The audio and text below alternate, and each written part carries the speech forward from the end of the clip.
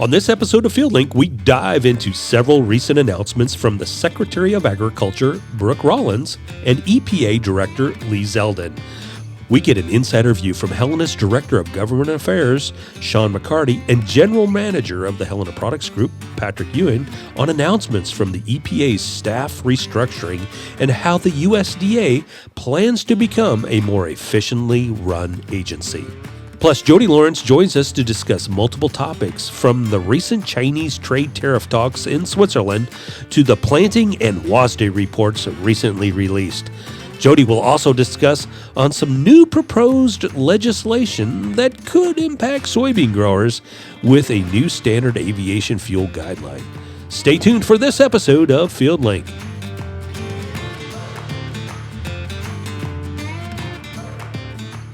And welcome back to FieldLink. On this episode of FieldLink, we're going to talk a lot about some of the things going on in Washington right now. I had the opportunity to be out with the National Association of Farm Broadcasters recently and spent some time with several policymakers and got some insight to share with you from some recordings that we captured out there in D.C. And in joining us here in the FieldLink studio, we have two guests with us.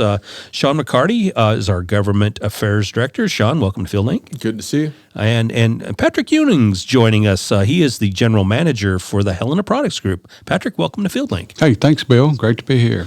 Hey, guys, we're going to spend a little time today talking about lots of things going on in D.C., and there's certainly not a shortage of news today. We can wait 5 minutes, and the news is going to change, and we have things happening every single day, if not every hour, for that matter. But during my time in Washington, we had the opportunity to sit down with the Secretary of Agriculture, Secretary Rollins, and spend some time with her. She talked a lot about several things taking place in her new administration, and the administration, rather, and talking a little bit about what's happening inside the USDA. And we're going to listen to a couple comments here, and as we get going, guys, and I'd love to hear your insight and your feedback as it relates to these comments. So let's sit back and listen here.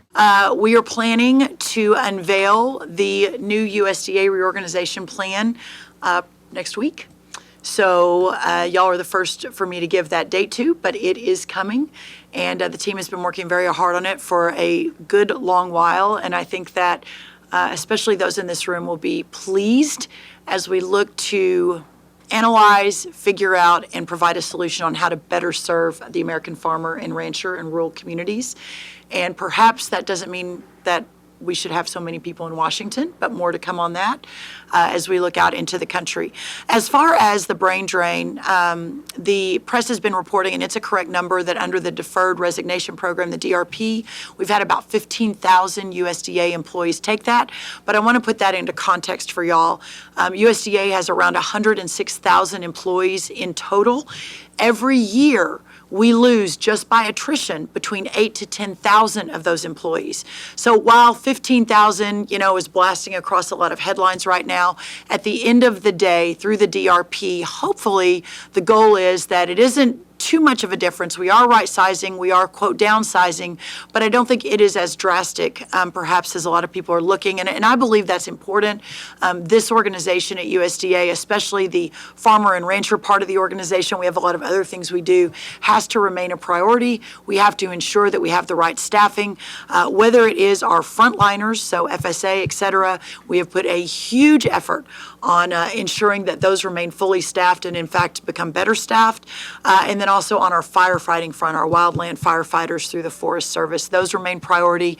And in fact, we've not accepted the recent DRPs from either one of those groups and have signed a memorandum that no funding freeze or spending freeze or hiring freeze will apply to any of those frontliners or our firefighters. So I feel very confident in the plan.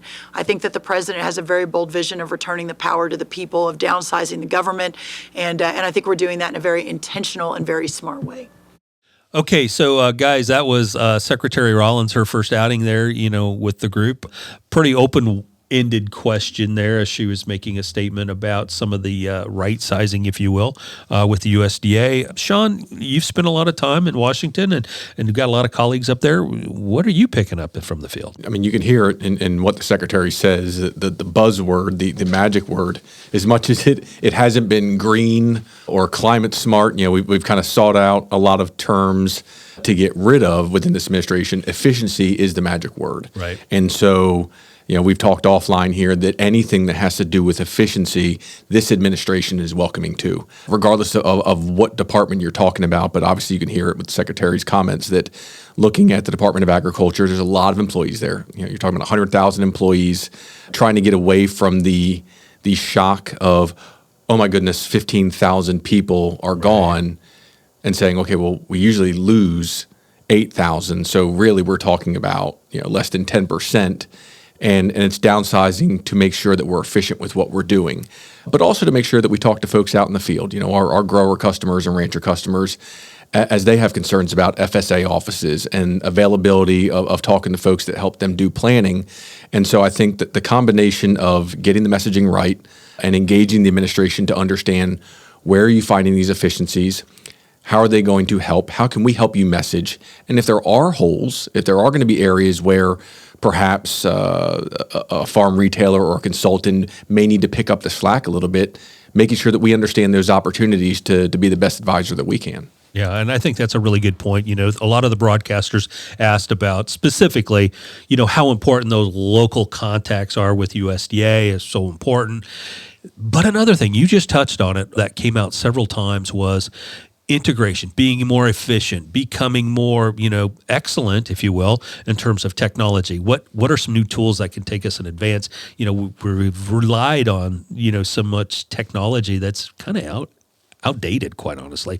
What are some of the future things there? And, she was pretty responsive, as were some of the other policymakers as it relates to integrating even private industry into the fold. No, and that's something that we've requested within the Farm Bill, the interagency working group between USDA and EPA, more communication between those agencies. One of the asks as we went through the endangered species work plans was making sure that the mapping and a lot of the information that the EPA was working off of was being done in conjunction with the Department of Agriculture.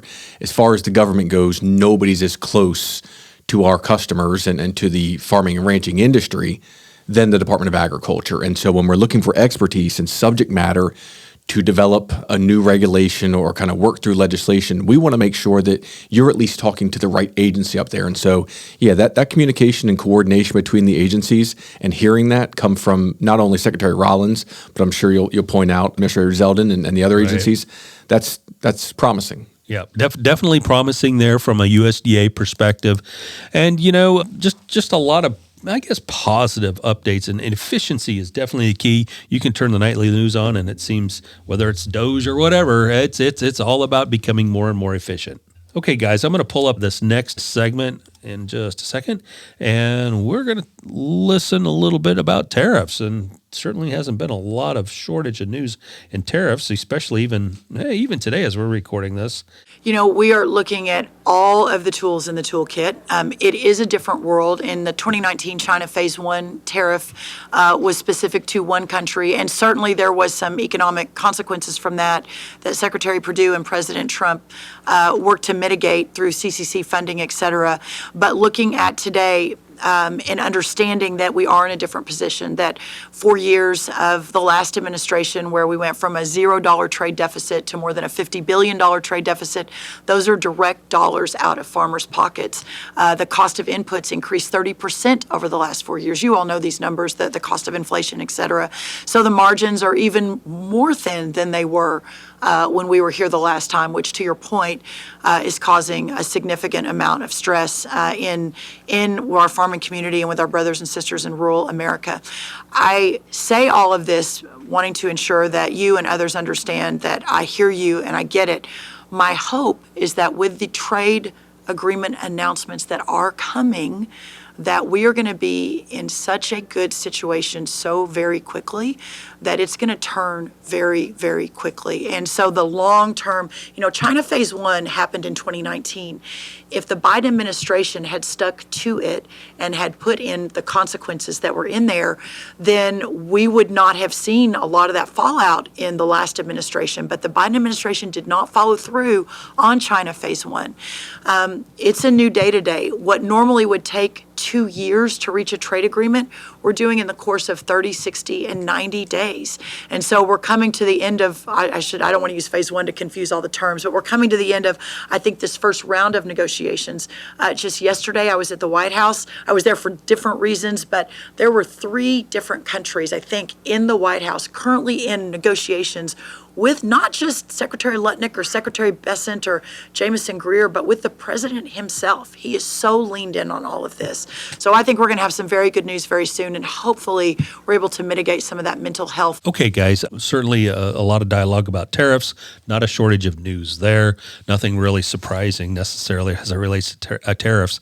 When I was there last week, as I mentioned, and there was 3 different administrators there from different countries. Rather, the Canadians were in town. They rolled out the the red carpet for them for sure. But there was a lot of conversations around tariffs at that week. And of course, now over the weekend, we've had announcements with England, how that's going to impact. And now we've had some progress with China here recently in Switzerland. Sean, from your seat on the bus, what are you hearing as it relates to tariffs? Yeah, I mean, obviously right now, everything sounds like we're moving forward. Like the promises that were made about give it time. If you look at the markets today, and of course it's just the end of the day, but right. You see the markets really tick up today. A lot of optimism about a pause on the China tariffs, a deal at least being maybe in the preliminary phase. Maybe the final numbers aren't shored up and the timelines, but multiple countries, multiple markets, a lot of positivity. All that said, there's still uncertainty out there, right? And for the grower, and the secretary mentioned it, input costs have been up. You never really know exactly where that market's going to go. Farmers have already gone to the field, stuff's planted. Sure. And the pressure has been on. And so from Helena's standpoint, I think that's where you look at still the opportunities to say we don't control the markets. Right? We are subject to however they develop and whatever happens, and there may be some crops that have a massive tick up, and others maybe they're still a ways away until we get some more finalized. So how can Helena improve that, right? We look at a lot of the products that we sell that are efficiency products, not to go back to the efficiency piece, but right. Things that okay, you can use 60 or 70% less and maintain your production, or if you're being challenged by some of the new regulations, make sure that you're not losing your ability to produce, because when the markets are depressed, having that significant yield is even more important. Sure, everybody wants to have a great bumper crop and great year, but when the markets are down, we need to ensure that we protect that yield as best as possible, and I think that's where Helena comes in. But a week later, 2 weeks later, yeah, I mean, if we'd had this conversation a month ago, there were not a lot of smiling faces. It was doom and gloom. It was very doom and gloomy, yep. And so I think we're starting to see a little break in the clouds. Said a lot remains to be done, but for the first time in probably a few months, you're starting to see that break and a little bit of sunshine come through, and people are feeling a little bit better about having stuff in the ground and planted. Sure. Patrick, you and I had a lot of conversations recently at the Commodity Classic when a lot of the noise around tariffs, and it's been going on for a while. You get the front line here dealing with suppliers, dealing with inert suppliers, looking for different products to pull into your camp. How's the tariff conversation, I guess, impacted you and some of your colleagues? Well, I think, Bill, that's a great question. I think it varies. You've got some that may look at it and say, hey, I'm encouraged by it. There's such been I think no one can argue there's been a really trade imbalance if you look at our deficit. And, some people feel that maybe we went too strongly, but maybe a more of a selective approach might have been better. But, I tend to believe, based on the chair that I sat in, I think sometimes when it gets so out of balance, it takes something like this in a short window to really spark the fire, so to speak, to say, hey, we're serious. We're imbalanced here. We've got a huge deficit. I tend to believe it'll come out the other side in a much better place. But anytime you get the type of change that really the global markets are looking at, you're going to get reaction, some for, some against. Sure. In terms of currently, I think we've got a lot of suppliers that are looking at us. Some have signaled we will go up on price. Some have gone up on price, and then just with some of the reaction over the past 5 days, some we may be able to soften that. So I think uncertainty is probably a key point today, but I am really optimistic we'll land this in a better spot. I think the Secretary brought up some good points. She talked about the speed and how fast things are moving in this administration versus others, and I think she'll talk a little bit more about that in the future. But it's really interesting. These conversations have started, after, the election and so forth. But here we are into month 5, 100, 110, 120 days in. And we're seeing movement. We're seeing things happen. And I think that's kind of good for suppliers like Helena as well as growers, because you're planning on for 2026 right now. So we got a ways to go before things really impact producers. And we might have some decisions here pretty soon. We're starting to see some movement. Right. And I think we've talked about this on previous podcasts. This administration knew what they wanted to do when they came in. You operate with this level of speed when you have a plan. I know there was lots of concerns and questions about some of the nonprofit groups and think tanks, the Project 2025 and America First Policy Institute, which a number of folks in the administration came out of. Sure. But those think tanks were there creating strategies and plans for how you would rectify a deficit situation or a trade imbalance or a number of other issues that the country faces. And so if you look at who's been put in place to take these actions, and you gave President Trump 4 years to kind of sit and plan, okay, if I win again, how would I go about doing this and I don't waste any time? Right. And now you're seeing the result of it, that things that you would think ordinarily would take some time, they had a plan in place. They knew what they wanted to accomplish. Even the tariffs the last go-round, the Secretary mentions the Phase 1 China deal, but how many folks in the United States really felt the effects of the tariffs? Now, the farmers may have, for sure, but I'm talking about the general public. But today, we were talking offline. I went on and tried to buy a suit the other night, and it was a $350 suit, and it cost me $900. And I didn't buy it. It had 145% tariff on it, right? That's hitting everybody. Everybody's seeing that. And if everybody's seeing that, buying stops. It's essentially an embargo. You're almost putting a trade embargo out there, and China's feeling it more than anybody else. Not to say that it's not reciprocal, and obviously the United States suffers from not having China, but I think the effects have been more apparent to the country this time, which is probably why they've been able to kind of move at a faster pace, because it's out in the open. Yeah, I completely agree with Sean. But I mean, I think if you look at Trump's first administration, it was tariffs worked. I mean, they were select. He knew where to push. He's had time to think about it, look at it, and I think he's got a tight window to really push it. And if I've tried to put myself in those other countries' position, sure, you don't want to give up what you've got. But the same token, they probably know deep down that there is a true imbalance. So I'm confident. I mean, you're already seeing it. I mean, there's concessions made, and I think we'll continue to see those. Will we get exactly where we need to be? I don't think so, but I think we'll be in a much, much improved place. But to Sean's point, I think the consumer on a lot of goods is a lot more exposed today than probably what they saw for his last administration. Well, I think it's a good, I guess, maybe education experience for all of us as citizens to understand, the math a little bit. And, things are moving, as we mentioned. The UK was one of the first to come to the table. We've got an agreement in place there, followed by quickly several others finalizing things. I think Japan was in the mix, as well as several other countries. And, of course, China just happened over the weekend. I don't want to call that done, but good conversations are happening. There's some agreements kind of to move forward and a good strategy. So things are certainly happening in the tariff world here. Guys, let's sit back and take a listen to this next comment from the Secretary as we talk about market developments. Well, I think that it goes without saying that developing those markets has to be a top priority, that as we have seen a lot of that slide away, especially in the last few years, but frankly over decades, that remaining hyper-focused on making sure that these markets are robust, that our farmers, they don't want these checks. They don't want the government sending them checks to not farm or sending them checks when the numbers don't work.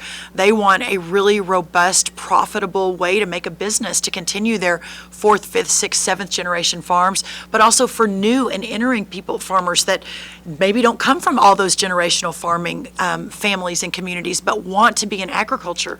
We have got multiple layers of challenges that we're working to solve. I continue to believe so sincerely. President Trump came down that escalator in Trump Tower 10 years ago in 2015, and he brought a new vision and a new energy and a new bold, fierce, and fearless leadership to this area. And I don't think there's been a president recently, at least in recent history, that has been more in tune and more aligned and more concerned with the plight of our farmer, which is really interesting coming from the real estate guy in New York, but he feels it and he's with this community. And I check in with him almost every day. We talk about it. He asked me how are my farmers doing, Brooke? So my job is to continue to make sure that our community's voice is heard, that the president has the right information to make the decisions. I'm headed from here, as I mentioned, to go to the Hill to testify in front of the Senate Ag Appropriations Committee today, in front of the House tomorrow. You probably all have noticed I have done much more media than any ag secretary perhaps in recent history, at least. And the reason I'm doing that is to tell our story and to make sure that, obviously you all know what the story is, but the mainstream media does not, to ensure that they know the story, they know that the farmers and ranchers are the backbone of our country, that they know that we can't have an America without a strong farming and ranching community. And it isn't just about being able to feed ourselves. It isn't just about making sure that we have a strong ag community. It's also national security. If we lose the ability to feed ourselves, to your point, then we lose the ability to be and remain the world's superpower, which is what we have been now for a really long time. Okay, guys, let's pull it up here real quick, talking a little bit about market development and, just kind of the administration directions there. Patrick, the key word that I pulled out there was, Brooke, how are my farmers doing? And that seems to be a lot of conversation with the secretary, and the conversation with President Trump is, how are my farmers doing? And she brings it out here. What are your thoughts around those kind of comments? Yeah, I think, if you think back, we kicked the podcast off, we talked about efficiencies. I'd like to put in the word common sense, and I think it's really vital that the EPA work with the agriculture industry. I mean, our partners at the state and federal levels, really to bring common sense to it, reduce burdens, so we can continue to grow and thrive as an agriculture country. I mean, we've been the leaders in this space, a lot of the technology that comes out of this space, and it's absolutely essential we maintain that position. Now, yes, we've got to safeguard against the environment. We've got to get the economies of scale right, overall commodity prices. I could go on in that space. But lastly, another thing is creating American jobs. We've got to keep them here at home. And I think it's real important. And I actually went up to the EPA on a CPDA fly-in, and I was really encouraged when we met with the EPA. And yes, there were some downsides in employees, but Sure. But also there was a energy in the room that if we got the right employees, we had the staffing right, we had our objectives right and our goals, and everybody came in motivated to do those, we would see some efficiencies and probably see some gains in productivity. So I just felt real good about their strive for common sense and good practices. So I'm encouraged we'll see some change. Yeah. Sean McCarty, we talked a little bit about, or the secretary did, Brooke Rollins talked a lot about market development and some of the opportunities there. Again, what are some things that you're seeing and hearing in D.C. as it relates to market development in agriculture? Yeah, I mean, we're short on details right now. Obviously, working with the National State Association of State Departments of Agriculture, the WASDE Group, which is all your state Sure. secretaries of agriculture. And they've all got their own little breakouts and regional groups that work on exporting their goods. And you see it. I think the secretary recently announced she'll be going over to the UK to make sure that she's promoting American agriculture. We saw this under the Trump administration the first go around. Those folks, the Ted McKinneys of the world, who actually now heads up WASDE, and the undersecretaries, I mean, they canvassed to go. They have so many frequent flyer miles from the countries that they were getting into trying to find these markets. We know that this is a very pro-business administration, that they want to seek markets, they want to find markets, they want to promote American goods and find out what are those barriers. And so whether that's the UK, whether that's Japan or Europe, the goal of the administration really appears to be, let's find the barriers to entry and let's get them down. Yep. Whatever those barriers are within our control, let's find out what it takes to lower those barriers, and we're not going to stop until we do it. And that's a great message to the American farmer. Right. The secretary didn't mention it in that specific recording, but, throughout the conversations we had with her, she referenced the state departments of agriculture a lot. And she's going to put a lot more, I don't want to call it pressure, but collaboration, efficiency, Patrick, as you mentioned, with those states, probably more than we've seen in some time. Well, and that's part of the mission of this administration. Again, going back to their first go-around, cooperative federalism and the federal government working with the states. Now, that can cut both ways, right? If a state doesn't bring up their end of the bargain, you can have a bad deal. If you look at the big, beautiful bill right now, the budget reconciliation bill that you do read about on the evening news or watch on the evening news, one of the big points of emphasis is supplemental nutrition, food stamps. Right. And one of the fights is putting a lot more pressure back on the states to help fund a portion of that, whether that's 5% or a 10% based on errors and activity and how they're handling the amount of people.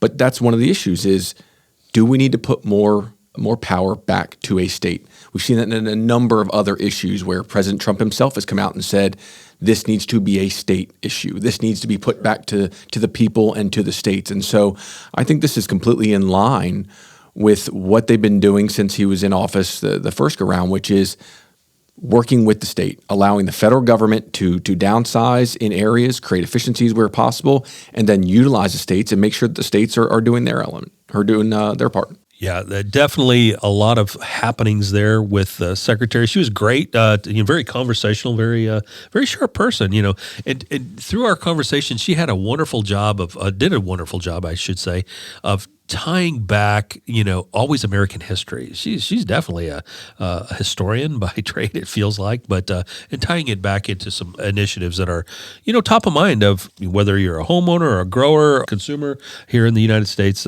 She definitely related really well with a lot of folks. Guys, we also had the opportunity to sit down with the director of the EPA, Mr. Zeldin, and we visited with him about a lot of different topics, as you can imagine, especially with that particular audience. And we got a clip here to listen to the director of the EPA, Mr. Zeldin. The farmers across the country have provided good feedback on the national insecticide strategy, both during the public comment period and also since the announcement. It's something that has a lot of components that we are very happy to include as it relates to applying credits for participation in conservation programs, use of expanded mitigation, and part of the reorg that we announced last Friday, I think, will also help in this space because when I came into the position, the staff in the Office of Chemicals had inherited a very big backlog from the last administration with new chemicals, with pesticides review, and more. And they said that if they were able to get scientists sent to them from the Office of Research and Development that can help them in getting through this backlog that we inherited. And that's part of the announcement that we announced last Friday with the reorganization is to bring scientists over from the Office of Research and Development, which it was a very compelling case that the Chemicals Office had made to us. Okay.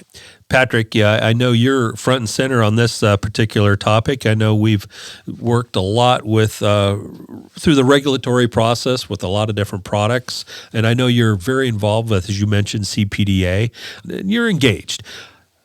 How's this news? There's about 130. He went on to talk a little bit about 130 or so scientists moving over into this space. Not all of them are going to work in regulatory and getting labels processed. Probably half of them are.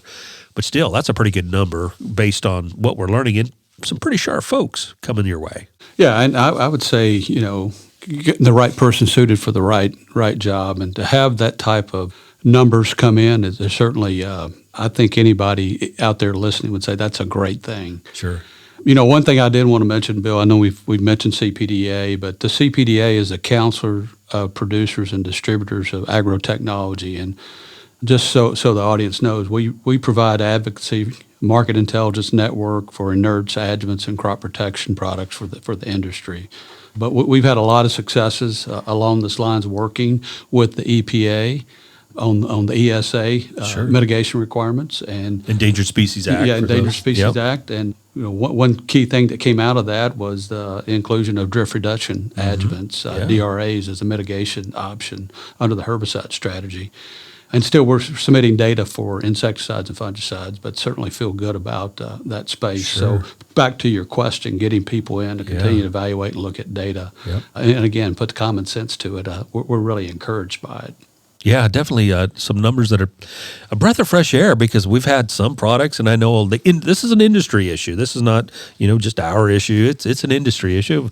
While we're trying to get products that are, companies are spending millions of dollars in research, and it's just kind of sitting there in some cases. We've seen, historically, Sean, some of these numbers too. I think, it might take 8 to 10 years to get a product, go through the whole process, the research.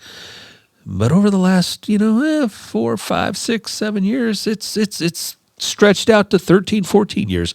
And where that becomes an issue is if you're an investor, you've put all this money into this research and your patent life shortens up. And then it becomes a little bit questionable of, wow, is this a good investment or not? And that can certainly impact producers. No, that's absolutely right. And even the non-new product registrations, and Patrick knows this better than most, there's a number of amendments. Sure. You're sourcing an already registered product. Maybe it's a different supplier. Maybe it's a different country. Same formulation. Those things used to be months, and now they're years. And so as we try to diversify, we navigate the tariff landscape. Game, We're trying to find new suppliers, trying to kind of balance out where we're getting goods from. We've asked for years. We've talked about this in previous conversations about getting more folks into the Office of Pesticide Programs to get through this backlog that the administrator mentioned. The traditional route is through appropriations and appropriating funding to the Office of Pesticide Programs. We're actually getting into that window now where we start submitting our appropriations requests. They got to get through their budget reconciliation process before they get to the appropriations, but that's up next. And so where we're looking at really minimizing spending, are we optimistic that an uptick in appropriations to the Office of Pesticide Programs is something that could be entertained? No.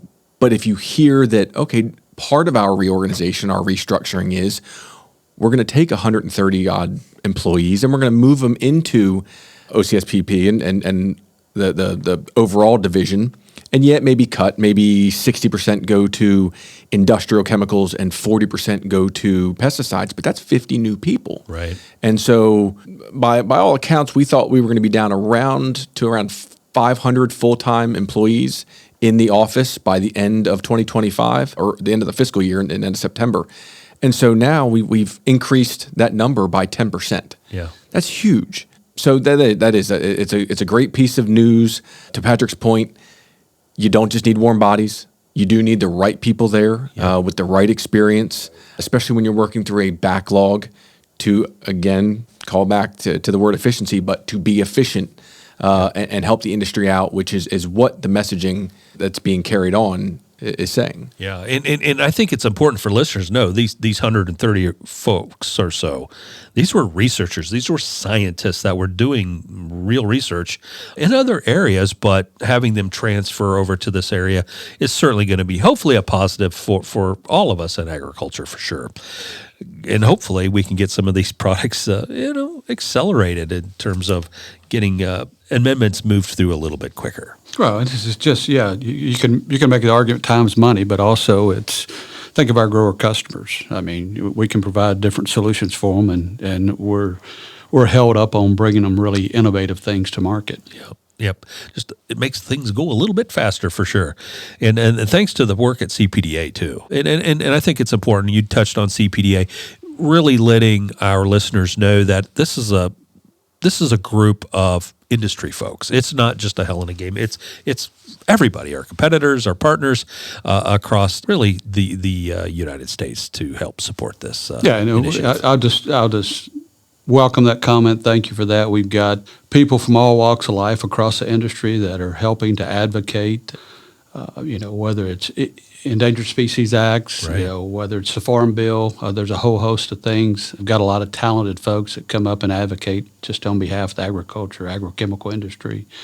And the good thing is we're networked well, we're connecting well, and we've got a whole list of accomplishments we've been able to pull off, and it's all looking at, what can we do for our customers that are out there making it happen every day in the field. It's a little bit of the behind-the-scenes work. If you're a grower out there, you probably don't know a lot about CPDA, but just if you are a grower, it's important to know that Helena's a part of CPDA, and they're looking out for you as a grower, and I think that's a really important point. I think just give you an example of that. We mentioned the ESA, right. Endangered Species Act, and I mentioned that DRAs are a mitigation tool to reduce the buffer zone. But the question came up, here over the last month or so is, what about the retailers out there? What about the grower? Do they really understand? Are they getting the right message on what really ESA mitigation means, and how can we bring more clarity to that for our customers? Sure, and that's a whole area that's really, I should say, evolving. We're just getting into it now, and it's starting to become on the forefront of a lot of folks' minds. We certainly have been trying here at the FieldLink Podcast to talk more about it, but, it probably won't resonate until it starts to hit home and you start to get some of those products that hit that market of ESA, some of the requirements around that. But more to come there for sure. Okay, guys, we're going to wrap this thing up here as the Director Zeldin talks a little bit about collaboration, whether it be from interdepartments in the administration. Some interesting comments here from the Director. The collaboration between agencies has been fantastic. This isn't my first time inside of this building since confirmation. I have a great relationship with Secretary Rollins and her team. Same goes with many people on my team. We want to make sure that the collaboration between EPA and USDA is strong. We're seeing that with the collaboration between USDA and other agencies. I know that when I was speaking to the Texas Farm Bureau a week ago here in Washington, at the same time, Secretary Kennedy and Secretary Rollins were together in Texas speaking to farmers. That interagency collaboration is great. The relationships between cabinet members has been extremely productive, and we both serve, Secretary Rollins and I, on the Make America Healthy Again Commission chaired by Secretary Kennedy, and it's good that there's this level of collaboration. Sean McCarty, you heard it there, a lot of collaboration going on, and there's certainly some topics there that have got some folks kind of scratching their head a little bit. There's a lot of good happening here, for sure, but still some questions. Yeah, and we already kind of talked about a little bit the collaboration between those groups and getting together, and it certainly seems like, at least what we see on the news or the farm broadcasters are able to see in their meetings, is that these secretaries are all working together and talking to each other. The right hand's talking to the left hand, which is great. That's what you want. The administrator, mentioned Secretary Rollins and Kennedy down in Texas and their involvement with the Make America Healthy Again Commission. There's a number of secretaries and advisors that are on that commission. Definitely one of those okay, exactly what exactly is this commission and what are their priorities going to be? We know that processed foods and food dyes and animal science and vaccines, a number of other things kind of fall under that purview of the commission.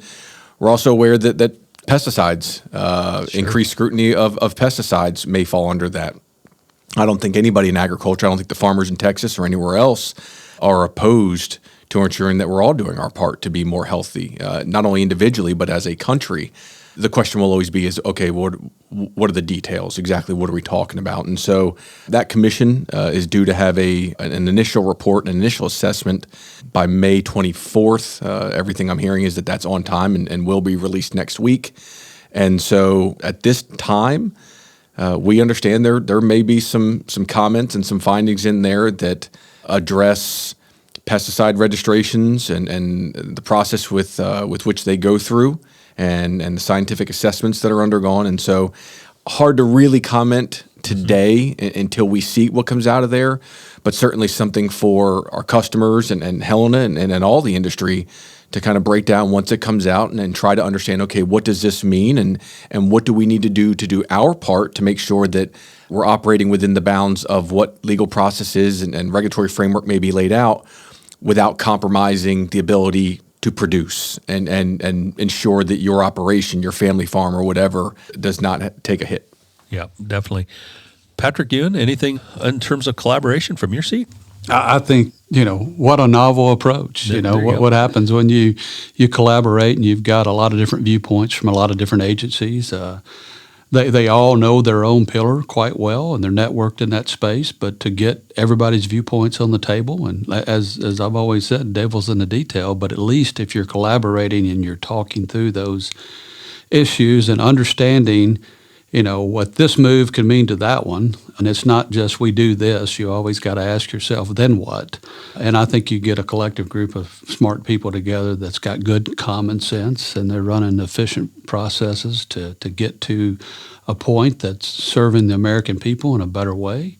I think great things could happen. So I certainly welcome what they're doing, and I think it's going to be exciting to see where it lands. It certainly didn't come without issues and concerns, but all good things are hard, and hard things aren't easy to do. So I'm encouraged. Yep. It's going to be very exciting. Lots of things, not a shortage of news, that's for sure. And I think the one thing that I learned from my time there in D.C. was it came out really clear between both Secretary Rollins and the Director Zeldin. They want to hear from the constituents. They want to hear from farmers. Yes, they can hear from Sean, yourself, and Patrick, myself. That's great. They'll listen, but they really, really, really want to get to the grassroots. So I encourage folks to stay connected, stay on top of the issues, and really dig in and connect with your representatives appropriately, no matter what side of the fence you land on some of these topics. No, you should. And we've said this time and time again that our folks, our Helena employees, our neighbors, our community, our grower customers and ranchers and golf courses and mosquito control and everybody that we interact with, everybody should be an advocate and try and stay as informed. Now, we've all got day jobs and we got to keep our heads down and do what we're supposed to do, but that's who they want to hear from. Sure. Hearing from the lobbyist coming in there and talking about policy issues, sure, it's educational. Sure, it helps when we're going back and forth with staff and working through issues, but generally, those folks come in the office and they want to talk to somebody who lives in the district or lives in the state and is having those real-world problems. And they want to be able to take that information back and they want to be able to do something about it. And they get that information from those constituents. Yes, advocacy groups are important because their job is to be up there and pay attention to the issues full-time. But there's just as much importance in making sure that everyone else speaks up. Yep. Definitely felt that at this route when I was in D.C. last week that, boy, they were very sincere and serious about that. So, guys, I want to thank you both for joining me on this episode of FieldLink as we hit some of the highlights from a recent trip up to Washington. And, boy, if you're interested, just watch the news. Things are changing all the time, right? I can't even write an email without risk of it being outdated. Well, I hope this podcast isn't outdated. Thanks for joining us on this episode. Yeah, thank you, Bill. Thanks, Bill. And welcome back to FieldLink. I'm your host, Bill Smith, and joining us in the FieldLink studio here in Memphis is Jody Lawrence. Jody, welcome back to Memphis. Well, thank you, Bill. It's good to be back home always and catch up, see some old friends, and visit some family, and then be able to do this face-to-face for a change. Yeah, it's nice to actually do it face-to-face. We can kind of see and feel, dodge these rainstorms that have certainly been popping up throughout the Mid-South lately. Yeah, the Delta has really been hit hard, and then you start talking about the lower Ohio Valley. I know southern Indiana and southern Illinois, talking to them, and get over into Ohio and even some of the far eastern Corn Belt, they're behind because they just can't get enough dry weather in a row. So it's a little bit of have and have-nots, even though the crop is going in at a very quick pace. It is going in a little bit, and one of the things we were going to talk about today is the Planning Progress Report. Do you want to touch on that today? Yeah, it came out yesterday, and the nice part about it, you kind of look through these numbers, all the number crunchers and stat nerds look at this, and you have a lot of agronomists that start putting in ratios to how quickly it's being planted. You know, last week, for example, 22% of the corn crop was planted. Wow. And we're talking about all the extra rain, and you're talking about almost a quarter of the crop in 1 week. In the United States. Of 95.3 million acres, and at 62% completed last week. We're 6% ahead of the 5-year average. We're certainly going to be, we'll be past 75% by May 15th, and the May 15th is kind of that arbitrary date. Right. If you get past 50%, everybody thinks, okay, this is an early crop. So this is a really early crop, despite the areas that are having some wet issues and may have some replant or be a little bit slower than they'd like, for sure. Yeah, there's definitely some pockets, in the Mid-South, as we've talked a little bit about, some delays, talking to some guys today in northern Arkansas and parts of Tennessee where certainly it's impacted. But, as you mentioned, things are really rocking and rolling up in the Midwest. Yeah, and you switch over to beans, and even though the bean acres are lower, you've got an interesting new trend that really has developed since COVID. I'm not entirely sure, but you're getting a lot more beans planted in the middle. They'll plant corn, then beans, then go back to corn, whether it's to, just help spread out their pollination dates, or they're finding that magic formula for how and when they want their beans in. But the bean crop is at 48% planted, and the 5-year average is 37%. So you figure they're a third of the normal average ahead. So we know the beans are going in great, and the corn is obviously ahead. So as of right now, more people I'm talking to than not, they're ready for some rain because they've made significant, if they're not already finished planting. Sure. Wow. Yeah, definitely up north could use some of these showers. If we could push it up north, we'd be set. But overall, planting progress is overall pretty good across the United States. Yeah, and you look at the big one that always hits me here, even though Illinois is just a little behind average with the 54%, that's got more to do with southern Illinois part. You look at Iowa, 76% planted. The largest corn producing state is flying along, and if they get 2 inches of rain, one good storm, that crop will be in perfect potential shape. Yeah, wow. A lot of good opportunity out there for producers this year across the country. Certainly, as we mentioned, there's always a pocket or two here or there, but overall looking really good. Okay, Jody, you can't turn the news on, you can't turn the radio on and hear anything but the T word, tariffs.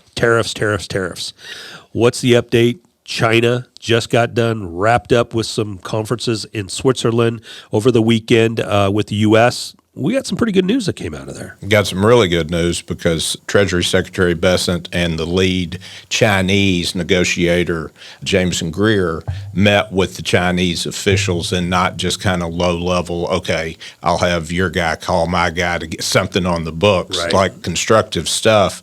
And the biggest news came out was that with President Trump's blessing in this, they unilaterally moved back all the tariffs, and they took Chinese imports were lowered to the U.S. were lowered from 145 to 30, Okay. which is about where they were before. And the U.S. imports to China were lowered from 125% to 10%.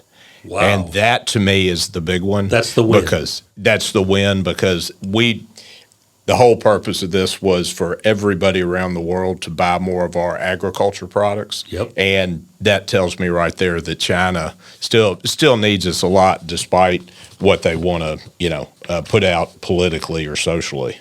Well, that's going to definitely help out in the agriculture sector, but really all sectors for that matter. All sectors. Yeah.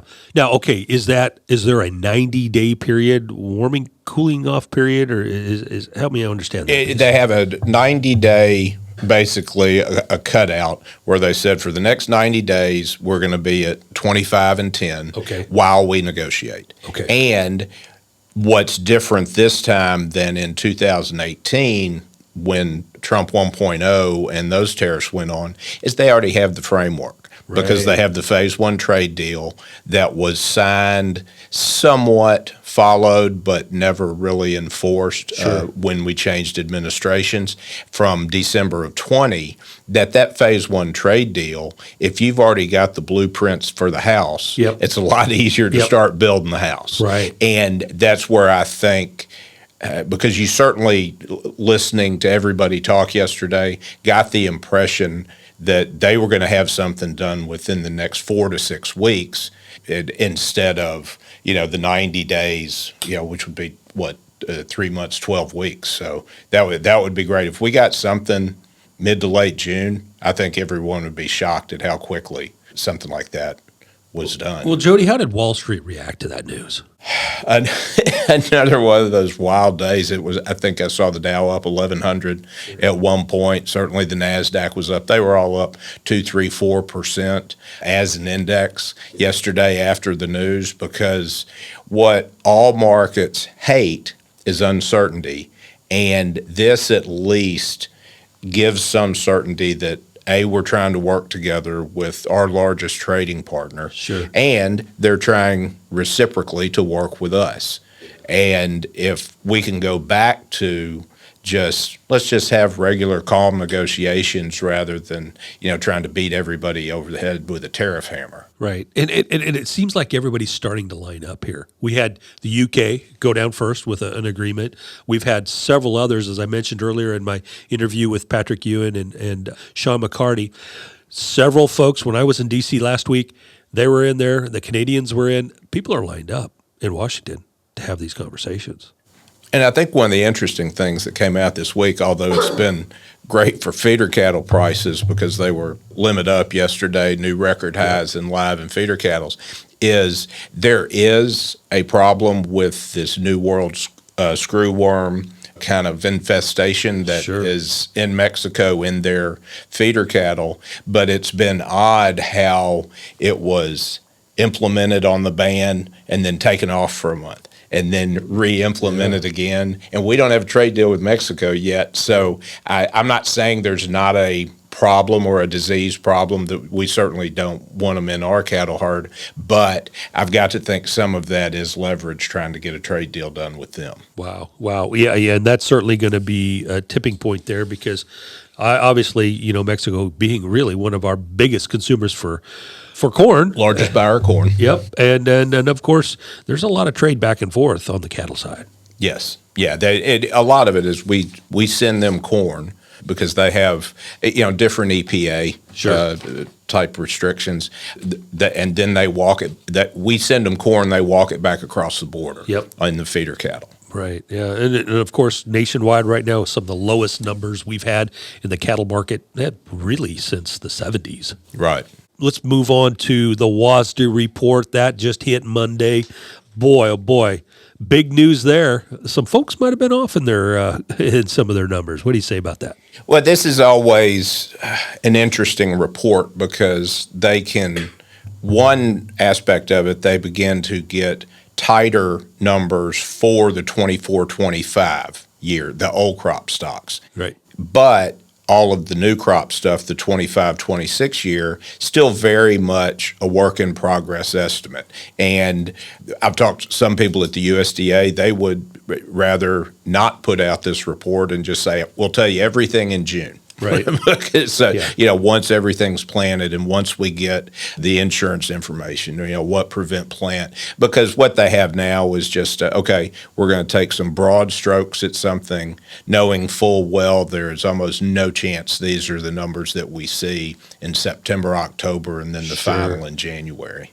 But the most impressive thing, and this goes back, we talk about this all the time, is just the health and vitality of the agriculture industry and how everybody is doing such a great job. And all of my speeches last year were about we're getting more yield from worse weather. Right. And this is a perfect example. They're using a 181 trend line yield for corn and a 52.5 for beans. That's it. That tells you the health of the industry, which is fantastic, and the accomplishments everybody inside is doing it. While we've never hit 181, and last year we thought it would be in that 181, 182, it ended up at 178.5, and the 52.5 certainly for beans seems a little aggressive, but they have to start somewhere. Sure. And no one was surprised by these numbers, I think. Well, like you tie that back to the planning report, we've got a lot in the ground already, and that's a big deal. That's going to help out with some of these numbers potentially. Oh, yeah, because one of the interesting things is they used from the March acreage intention report, the March 31st report, they used 95.3 million acres of corn are going to be planted. We're going to harvest 87.4 because roughly 8.5–9% goes to silage, goes to something else. Sure. Besides, being harvested and taken through an elevator. But the natural assumption anytime the crop is going in quickly like this is we know all U.S. farmers would rather plant corn than beans. Absolutely. And I talked to two of them in Illinois on the way down here. He said, they said separately, it was going in so well, I just had to keep going. Keep going. Yeah. So, and when you look at the bean number is 83.5 million acres. The corn trade, the way corn traded after the report, it was up partially on the Chinese news, partially on the tighter stocks numbers. That was a little bit of a surprise. But then to close lower and then was even lower again today, it's frustrating for everybody because they see these numbers and they go, how are we already taking that much premium out of the market? But we're starting to, and I think rightfully, make an assumption that this 95.3 is going to be closer to 96, potentially 96.5, because we just know historically the trend. The one mitigating factor, like we said, the bean crop is going in at a record pace, and if nobody's going to change acres or roll at this late point, that would be the biggest surprise. If we get a corn acreage planted number at 95.5 or lower and yield goes to 178, then we've got some optimism, especially not even talking about China yet or Mexico a trade deal, just the fact that you could begin to, cut 100 million, 150 million bushels. You start trimming that down and all of a sudden that stocks to use ratio gets tight enough that a $4.75, $5 kind of December futures print could certainly be an easy argument to make. Sure. Wow. Feels like things are starting to turn a little bit here, Jody. Because you think about the last 18 months, and we're almost to the 2-year part of this.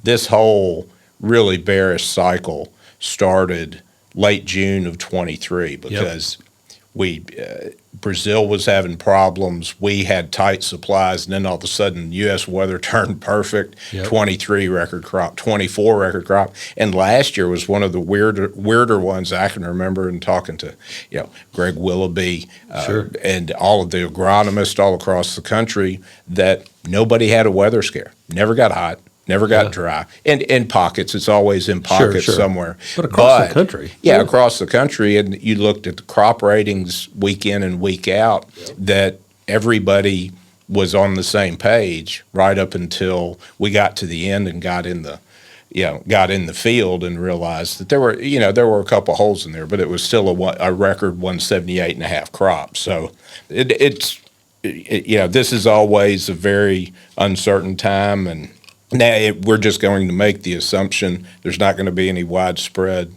prevent plant. So we don't think any of those acreage numbers go down simply because something's not getting planted. So we're going to go with the assumption crop's going to get in the ground within the next 2 to 3 weeks.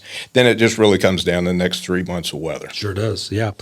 Well, as we're taking great news here, really, as we're talking through this today, there's also been some pretty decent news kind of being touched on in D.C. Certainly going to impact growers. We got some changes in policy with the E15. Good news for the biofuel folks there, but also SAF. We got some things happening there. Yeah, that was a welcome piece of news yesterday, and yesterday being Monday the 12th.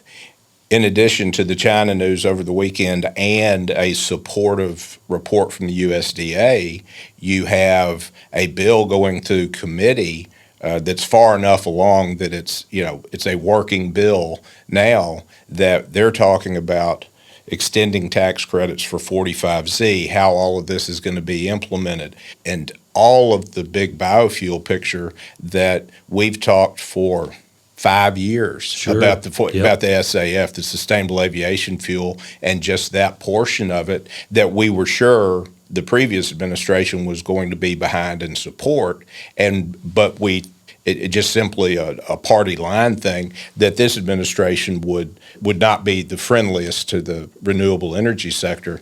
But if it gets passed in this tax bill, because I think what they're trying to do is throw in sweeteners for everybody to get the tax cuts, as permanent as you can do anything in Washington, I guess.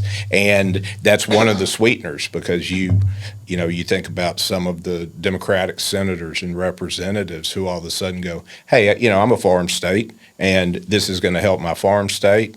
I can deal with, Bill Gates maybe not paying quite as much tax, but if it's going to help my state because we've got a program like this. So if that bill passes, we're going to have to really do some detailed digging into it, because the market will react immediately to it as far as the potential of what it could do. Right, what it could be. Could be. Yeah.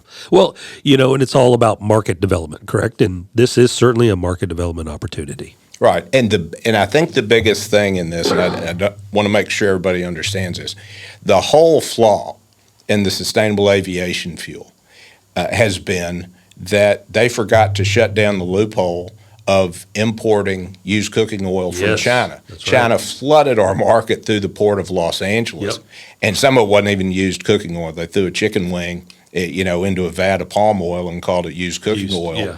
And then they were using that as their basic feedstock because it was not so much cheaper, but it was cheaper than using domestic bean oil from crush and everything. And that's always been the thing we've argued about. How could they leave that open?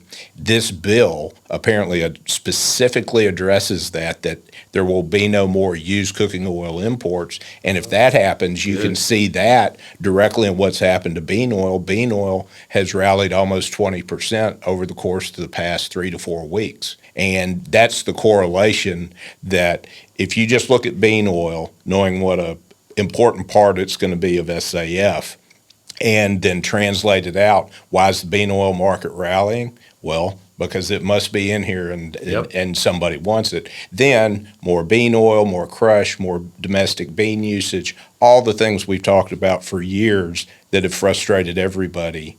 Why we always thought SAF could or have the potential to become ethanol. Right. As far as what ethanol is to corn, using a third of the U.S. corn production, we could do that with SAF for domestic bean production. And as long as we don't import beans from Brazil and don't get used cooking oil from other sources, just use domestic stocks, then that's the ideal program that we always thought somebody would be smart enough to craft together. Wow.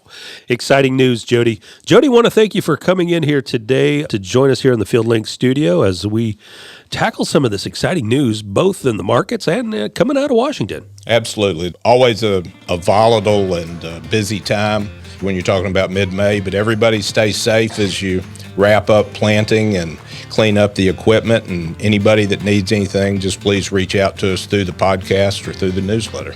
Thanks for joining us, Jody. Thank you, Bill. Thanks for joining us on this episode of FieldLink. Be sure to subscribe to wherever you get your podcasts so you never miss an episode of FieldLink.